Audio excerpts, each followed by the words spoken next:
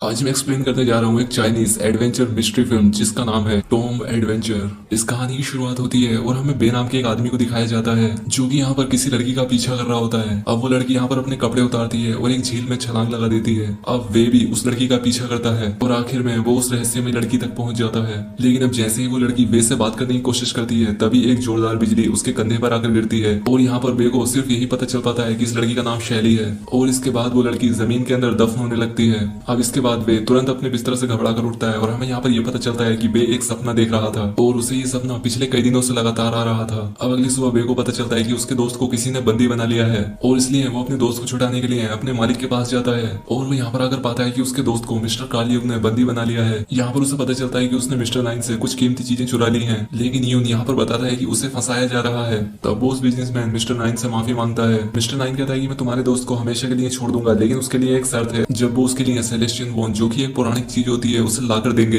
अब यहाँ पर बे ऐसा करने के लिए राजी हो जाता है क्योंकि उसके पास दूसरा कोई ऑप्शन नहीं था। तब यहाँ पर बे को पता चलता है कि उस सेलेस्टियन बोन को खोजने के लिए सिर्फ एक ही आदमी के पास उसका नक्शा है। अब इसके बाद ये तीनों काले बाजारों की तरफ बढ़ने लगते हैं और वो यहाँ पर एक मिस्टीरियस बिल्डिंग के अंदर पहुंच जाते हैं और यहाँ पर ये लोग शैरली नाम की एक लड़की से मिलते हैं और ये वही लड़की होती है जो कि बे के सपनों में आया करती है और वे उसे देखकर काफी हैरान होता है। अब ये तीनों उसे यहाँ पर अपने आने की वजह बताते हैं और शैली इन्हें नक्शा देने के लिए तैयार हो जाती है, लेकिन वो इनसे डील करती है कि मैं खुद भी तुम्हारे साथ आऊंगी। अब ये लोग अपना सफर शुरू कर देते हैं और ये लोग पहाड़ों की तरफ एक नाव पर सवार होकर बढ़ने लगते हैं। अब यहाँ पर एक आदमी भी बैठा होता है जिसने कि अपने मुंह पर मास्क लगा रखा होता है। अब ये लोग अपने सफर पर आगे बढ़ ही रहे होते हैं कि तभी शैली देखती है कि उसका कंपास काम करना बंद कर देता है और तभी यहाँ पर नाव भी अचानक से हिलने लगती है। अब ये लोग यहाँ पर समझ जाते हैं कि पानी के अंदर कुछ तो है, जिस पर बे सभी लोगों से केबिन के अंदर चले जाने के लिए कहता है, जबकि बाकी के लोग उस चीज से लड़ने के लिए तैयार हो जाते हैं जो कि पानी के नीचे थी। जिसके बाद एक बड़ा सा मॉन्स्टर पानी से बाहर आकर इन पर हमला कर देता है और तब शैली पानी में गिरने ही वाली होती है कि तभी बे उसे बचा लेता है। अब ये सभी लोग एक बार फिर से इकट्ठा हो जाते हैं, लेकिन तभी वो मॉन्स्टर इन्हें मारने के लिए आगे बढ़ता है और इन पर एक बार फिर से जोरदार हमला करता है। अब यहाँ पर बे खुद को संभालते हुए उठता है और उस मॉन्स्टर पर एक चाकू से हमला करता है, लेकिन उस मॉन्स्टर की चमड़ी मजबूत थी, उस पर इसका कोई असर नहीं हो रहा था। तब शैली एक एक्सप्लोसिव एरो उसकी तरफ मारती है जिससे कि वो क्रीचर वापस पानी के अंदर चला जाता है और ये एक बार फिर से उस मॉन्स्टर पर अटैक के लिए तैयार हो जाते हैं, लेकिन वो यहाँ पर पाते हैं कि वो मॉन्स्टर तो यहाँ पर है ही नहीं क्योंकि वो गायब हो चुका था। अब यहाँ पर इन्हें पता चलता है कि वो मॉन्स्टर एक बार फिर से इन पर हमला करने के लिए वापस आ रहा है। अब जैसे ही वो मॉन्स्टर इन पर हमला करने के लिए ऊपर कूदता है वो इनके जाल में फंस जाता है। अब ये लोग जल्दी से उस मॉन्स्टर को बांधना शुरू कर देते हैं, लेकिन वो मॉन्स्टर काफी ताकतवर होता है, वो इनसे काबू नहीं हो पा रहा था और तभी वो मिस्टीरियस आदमी बाहर आता है और वो अपने एक बिजली के हथियार से उस मॉन्स्टर पर अटैक कर देता है। लेकिन यहाँ पर मॉन्स्टर फिर से अपनी पूरी ताकत लगाते हुए पानी के अंदर कूद जाता है। अब इसके बाद हमें पता चलता है कि इस आदमी का नाम डॉक्टर सन है जो कि एक वैज्ञानिक है और वो भी सेलेस्टियन बोन की तलाश में यहाँ पर आया है और वो साथ ही लोगों को यहाँ पर बताता है कि इस मॉन्स्टर को सालों पहले एक एविल गॉडेस ने इस मॉन्स्टर को यहाँ पर रखा था ताकि कोई भी उसके खजाने को चोरी न कर सके। वो इन्हें यहाँ पर बताता है कि हमें आगे और भी खतरों का सामना करना पड़ सकता है। अब एक बार फिर से इनका सफर शुरू हो जाता है और ये लोग पहाड़ों को पार कर लेते हैं। अब यहाँ पहुंचकर इन्हें बहुत ही विशाल मंदिर दिखाई देता है। अब ये सभी लोग सावधानी बरतते हुए इस मंदिर के अंदर पहुंचते हैं। अब यहाँ पर एक छिपा हुआ स्विच मिलता है जिसे दबाने पर एक खुफिया रास्ता बनता है। अब इसके बाद ये लोग अंदर पहुंच जाते हैं और यहाँ पर इन्हें एक विशाल सुरंग में जाने का रास्ता मिलता है। वे यहाँ पर कहता है कि मैं इसे देखता हूँ और तुम चारों तरफ नजर रखो। वो उस दरवाजे के अंदर एक चाबी लगाकर उसे खोलना शुरू कर देता है। अब इसके बाद वो गेट खुलने लगता है और ये सभी लोग उस गेट के अंदर देखने लगते हैं। अब यहाँ पर इन्हें एक दूसरी दुनिया दिखाई देती है जिसमें कि चारों तरफ बर्फ ही बर्फ था। अब ये लोग उस गुफा के अंदर पहुंच जाते हैं और यहाँ पर धीरे धीरे उस जमे हुए बर्फ को पार करने लगते हैं। अब यहाँ पर शैली गिरने लगती है लेकिन युग उसे बचा लेता है। अब इसके बाद ये एक बड़े से पहाड़ के पास पहुंचते हैं। अब ये सभी लोग एक साथ यहाँ से फिसलने लग जाते हैं और एक बड़े से बर्फ की चट्टान की तरफ बढ़ने लगते हैं जहाँ पर बे को लगता है कि अब हम सब मारे जाने वाले हैं। अब ये लोग यहाँ से फिसलते हुए किसी तरह से दूसरी जगह पर आकर गिरते हैं और इस जगह को देखकर ऐसा लग रहा था कि शायद ये दूसरी गुफा है।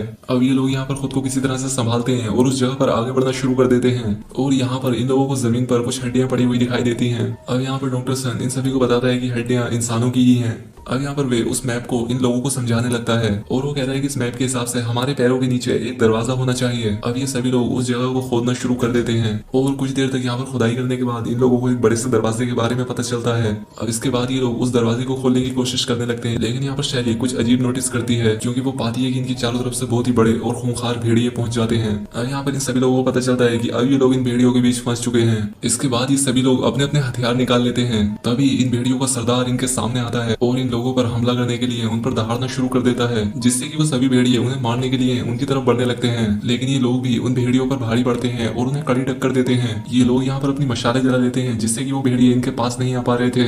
अब यहाँ पर बेन से कहता है कि हमें ऊपर की तरफ भागना होगा। अब यहाँ पर बे खुद उन आग की लपटों से उन भेड़ियों को दूर रखता है और बाकी के लोग बेलों का सहारा लेकर ऊपर चढ़ने लगते हैं। लेकिन तभी वो बेलें टूट जाती हैं और इससे ये सभी लोग वापस नीचे आकर गिरते हैं और इससे वहां पर बहुत सारी रोशनी अंदर आ जाती है, जो कि उन भेड़ियों को जलाने लगती है। क्योंकि ये भेड़िए हमेशा अंधकार में रहा करते थे, इसलिए इन्हें सूरज की रोशनी की आदत नहीं थी। अब यहाँ पर शैली एक तीर की मदद से अपने हुक को गुफा के बाहर एक पेड़ में अटका देती है और अब इससे इन लोगों को बाहर निकलने का रास्ता मिल जाता है। ये सभी लोग ऊपर चढ़ना शुरू कर देते हैं और बे नीचे ही उन भेड़ियों को देखता है। अब यहाँ पर सूरज बादलों से ढक जाता है और वे के पास उन भेड़ियों से लड़ने के अलावा दूसरा कोई रास्ता नहीं था। और अब यहाँ पर भेड़िए वे पर हमला करना शुरू कर देते हैं, लेकिन ऊपर से उसके दोस्त सूरज की रोशनी उन भेड़ियों पर डालते हैं और अब इससे बे को निकलने का मौका मिल जाता है। अब यहाँ पर भेड़ियों का लीडर उन सभी को एक साथ उस पर अटैक करने का हुक्म देता है। अब यहाँ पर भेड़िए एक ऊंचा सा ढेर बना लेते हैं, जिससे कि अल्फा होकर बे पर हमला कर सके।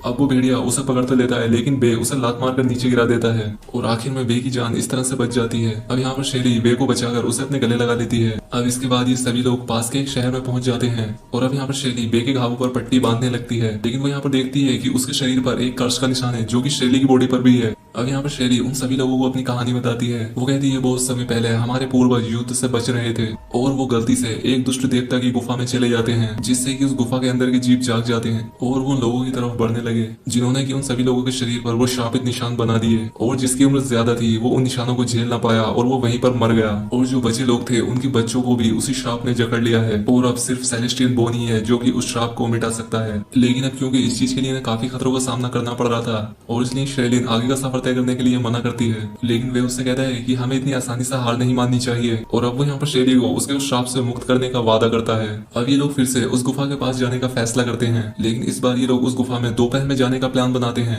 क्योंकि उस वक्त सूरज की रोशनी 30 मिनट तक उस गुफा के दरवाजे पर रहेगी और अब इन लोगों को इस टाइम के अंदर ही उस दरवाजे को खोलना होगा, वरना ये इस गुफा के अंदर फंस जाएंगे। अब ये लोग फिर से एक बार उस गुफा के अंदर पहुंच जाते हैं और यहाँ पर वो भेड़िए इनके स्वागत में तैयार थे। अब यहाँ पर बे तुरंत ही उस दरवाजे को खोलना शुरू कर देता है। अब यहाँ पर नीचे इन्हें एक मकबरे के बारे में पता चलता है और ये सभी लोग उसके अंदर पहुंच जाते हैं। अब यहाँ पर वे एक मोमबत्ती को जलाता है, जिससे कि उसे यहाँ पर कई सारे पैटर्न नजर आने लगते हैं। वे यहाँ पर अपनी टीम से कहता है कि स्टोम को एक्सप्लोसिव चीज से बनाया गया है, जिससे कि यहाँ पर विस्फोट हो सकता है, तो इसलिए सभी लोग सावधानी से आगे बढ़ेंगे। अब ये लोग दूसरी तरफ जाने लगते हैं, लेकिन यहाँ पर बे का पैर एक गलत पैटर्न पर पड़ जाता है और इससे वो जगह हिलना शुरू कर देती है और यहाँ पर ये लोग समझ जाते हैं कि अब कुछ तो गलत होने वाला है। तभी यहाँ पर तीरों का एक हमला होता है, लेकिन ये सभी लोग हवा में कूदकर अपनी जान बचा लेते हैं। लेकिन तभी यहाँ पर बे को एक जाल और दिखाई देता है, जो कि उड़ती हुई तलवारें इनकी तरफ फेंकता है, लेकिन अब दूसरी बार भी ये सभी लोग उन हथियारों से बच जाते हैं। अब यहाँ पर बहुत ही बड़े कांटों के जाल जमीन पर गिरने लगते हैं और इसलिए सभी लोग अपनी जान बचाते हुए तेजी से आगे की तरफ भागते हैं। लेकिन यहाँ पर अभी मुसीबत खत्म नहीं हुई थी, क्योंकि यहाँ पर बहुत ही भयानक मॉन्स्टर मौजूद थे। अब यहाँ पर इन सभी लोगों को एक बड़ा सा बॉक्स दिखाई देता है और यहाँ पर इन्हें सेलेस्टियन बोन हवा में तैरता हुआ दिखाई देता है और अब वे उसे उठा लेता है। लेकिन यहाँ पर शैलिन देखती है कि यहाँ पर बहुत ही बड़ी मकड़ियां पहुंच गई हैं और वो मकड़ियां इन सभी लोगों को यहाँ पर घेर लेती हैं। अब ये लोग उन मकड़ियों से लड़ने तो लगते हैं, लेकिन उन मकड़ियों की संख्या बहुत ही ज्यादा होती है। अब यहाँ पर वे नोटिस करता है कि वो मकड़ियां सिर्फ सेलेस्टियन बोन का ही पीछा कर रही हैं और अब वो सेलेस्टियन बोन को अपने हाथ में पकड़कर दूसरी तरफ दौड़ना शुरू कर देता है, ताकि वो सभी मकड़ियां उसका पीछा करें और बाकी लोग यहाँ से बचकर निकल जाएं। अब यहाँ पर शैली सभी लोगों से दौड़ कर जाने के लिए कहती है और वो यहाँ पर बे की हेल्प करने की कोशिश करती है। दूसरी तरफ वे मकड़ियों के हमले को चकमा दे रहा होता है। वो मकड़ियों के ऊपर से कूदता हुआ अपने एक रास्ते पर पहुंच जाता है। अब ये दोनों यहाँ पर सीढ़ियों की तरफ दौड़ने लगते हैं। इससे पहले कि ये लोग निकल पाते कि तभी वो मकड़ियां अपने जाले से शैली को पकड़ लेती हैं और वो उसे सीढ़ी से नीचे खींच लेती हैं और अब वो मकड़ियां यहाँ पर उसे खाने वाली होती हैं कि तभी बे फिर से नीचे कूद जाता है, क्योंकि उसने शैलिन को बचाने का वादा किया था। अब वो एक एक करके उन मकड़ियों से लड़ने लगता है और शैली को जल्दी से जाल से बाहर निकाल लेता है। लेकिन अभी यहाँ पर पता चलता है कि ना मकड़ियों ने घेर लिया है और इनका जाने का रास्ता बंद हो चुका है। अब यहाँ मकड़ी ने मारने वाली होती है कि तभी इनके दोस्त यहाँ पर पहुंच जाते हैं और वो यहाँ पर इन्हें बचाने लगते हैं। लेकिन इसी दौरान ऊपर का दरवाजा भी बंद हो जाता है। अब इनके बचने का कोई रास्ता नहीं था, इसलिए डॉक्टर मकड़ियों का ध्यान अपनी तरफ खींचने लगता है और यूं भी उन्हें अपनी तरफ बुलाने लगता है। अब यहाँ से निकलने के लिए बाकी लोगों को यहाँ से जगह तलाश करने का टाइम मिल जाता है। अब यहाँ पर ये लोग बड़े बड़े जाल से उन मकड़ियों को रोकते हैं और युग चारों तरफ गैसोलीन डालना शुरू कर देता है। अब जल्दी से युग अपना ये काम करके एक जगह पर जाकर छिप जाता है और इससे पहले कि वो सभी मकड़ियां उन लोगों तक अंदर पहुंच पाती, वो एक लाइटर से उस गैसोलीन में आग लगा देता है और इससे वो सभी मकड़ियां जलने लग जाती हैं। अब यहाँ पर ये धमाका पूरी जगह पर हो जाता है, क्योंकि इस जगह पर काफी एक्सप्लोसिव चीजें थी और इसलिए इस गुफा के अंदर की ऑक्सीजन खत्म हो जाती है और इसका मतलब था कि अब इन लोगों का बहुत ही जल्द यहाँ पर दम घुटने वाला है। अब यहाँ पर शेरनी देखती है कि उसके कंपास ने एक बार फिर से काम करना बंद कर दिया है, जैसा कि इसका जब नदी के मॉन्स्टर के पास हुआ था। अभी लोग सोचने लगते हैं कि उस नदी के मॉन्स्टर को यही कहीं होना चाहिए। अब वो मॉन्स्टर जल्द ही उस दीवार को तोड़ देता है और पानी उस जगह में भरने लगता है। अब ये सभी लोग मजबूती से एक पिलर को पकड़ लेते हैं। अब ये जगह बर्बाद होने लगती है और इसके साथ सभी मकड़ियां भी मरने लगती हैं और अब ये लोग मौका देखकर नदी से होते हुए बाहर निकलने लगते हैं। लेकिन तभी बे देखता है कि वो मॉन्स्टर इनका पीछा कर रहा है और जब वो मॉन्स्टर बे को निकलने ही वाला होता है कि तभी एक भारी चट्टान उस पर गिरती है जिससे कि वो मर जाता है और इस तरह से ये लोग बच जाते हैं। अब इसके बाद इन लोगों को एक ट्रेन में दिखाया जाता है क्योंकि अभी लोगों का काम पूरा हो चुका था और ये घर वापस जा रहे थे और यहाँ पर शेरी बे को उसकी जान बचाने के लिए थैंक्स कहती है और अब यहाँ पर उनके सभी दोस्त कहते हैं कि अब जल्द ही तुम्हारा वो कर्ज खत्म हो जाएगा और तुम लोगों को फिर से अपनी जिंदगी जीने का एक नया मौका मिल जाएगा। अब यहाँ पर बे और शेरी एक दूसरे को देखकर मुस्कुराते हैं और अब इसी के साथ ही मूवी यहाँ पर एंड हो जाती है। तो दोस्तों अगर वीडियो अच्छी लगी हो तो कमेंट करके जरूर बताएं और साथ ही चैनल को सब्सक्राइब और वीडियो को लाइक भी जरूर करें। तो आज के लिए बस इतना ही, मिलते हैं हमारी नेक्स्ट वीडियो में।